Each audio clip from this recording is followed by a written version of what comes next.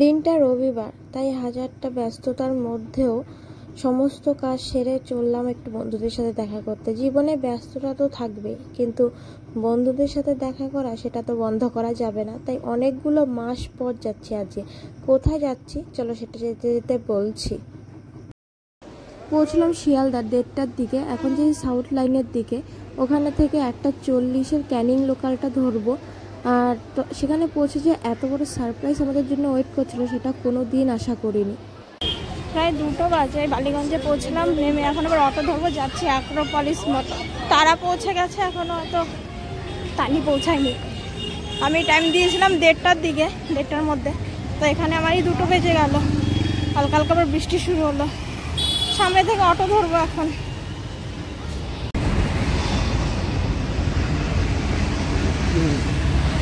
পৌঁছে গেছি অ্যাক্রোপলিস। ভেতরে তারা আছে, আর একজন আসছে। অনেকদিন পর দেখা হচ্ছে, প্রায় 7 মাস। ওই যে দাঁড়িয়ে আছে ওখানে।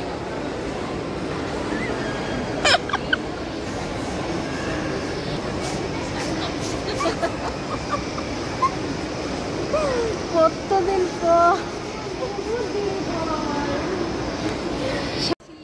এখন বাজে প্রায় 3টে। আমরা এই ফুড কোর্টে এসে বসলাম। আমরা এই দুজন কিচ্ছু খেয়ে আসিনি বাড়ি থেকে, খুব খিদে পেয়ে গেছে।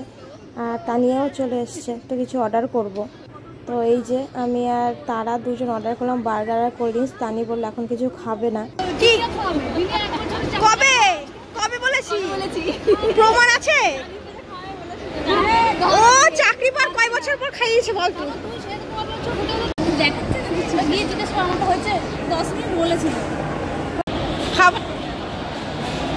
ঢেকে দিদা খাওয়ালে ভালো না খেতে।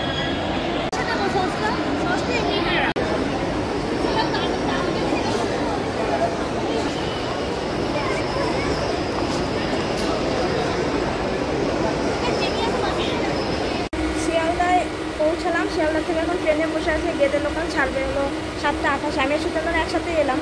ও 7:24-এ বনগা লোকাল, আমার গেদে লোকাল 7:28-এ বাড়ি যেয়ে পৌঁছতে 10টা বাজবে। ফোনে তো একদমই চার্জ ছিল না। বাড়ি থেকে যখন বেরিয়েছি কারেন্ট ছিল না, ফোনে চার্জে দিতে পারিনি। এখন এই শিয়ালদা এসে কিছুটা চার্জ দিলাম। তো এখন বাজে 7:15 বাজে এখন। ওই যে সুচন্দনা, ও অ্যাকচুয়ালি অনেক মাস ছিল হিমাচলে। এবার আমরা জানি না যে ওইখানে বাড়ি চলে এসছে। মানে আমি আর তারা দুজনে পুরো সারপ্রাইজ, মানে আমরা জানি না। পরে এসে আমাদের পুরো চমকে দিয়েছে। তো যাই হোক, দিনটা এত সুন্দর কাটলো, অনেক দিন পর ভীষণ আনন্দে কাটলো। তো সারপ্রাইজটা ছিল সব থেকে বড় ব্যাপার আজকে। মানে ওকে দেখে আমরা কিছুক্ষণ পুরো শখ, মানে কথা বেরোচ্ছে না, কারণ আমরা জানি না যে ওখানে চলে এসছে। তো এই হচ্ছে ব্যাপার। বাজে এখন 10:34। জাস্ট বাড়িতে এলাম 10টার দিকে। এই ফ্রেশ হয়ে এলাম, খুব খিদে পেয়ে গেছে।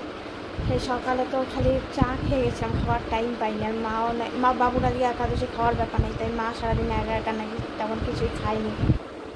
আর ফোন তো অফ হয়ে গেছিলো অনেক আগে, মানে শিয়ালদা ছাড়ার পরই। তারপরে বগুলা অব্দি ট্রেনে তাও অনেকে থাকে। তারপরে একটা বয়স্ক করে মহিলা ছিল, তার কাছে ফোন ছিল। সেই ফোন সেখান থেকে ফোন করলাম। রানাঘাটে যখন ঢুকলো তখন বাড়িতে ফোন করলাম, ফোন করে বললাম। তারপরে বাবু স্টেশনে গিয়ে নিয়ে আসলো। প্রচণ্ড খেতে পেয়েছে। এই যা এখন খেয়ে নিই, খেয়ে তারপর রেস্ট। কাল থেকে আবার 5টার সময় ওঠা। আফটার অল খুব ভালো কাটলো আজকের দিনটা সবার সাথে।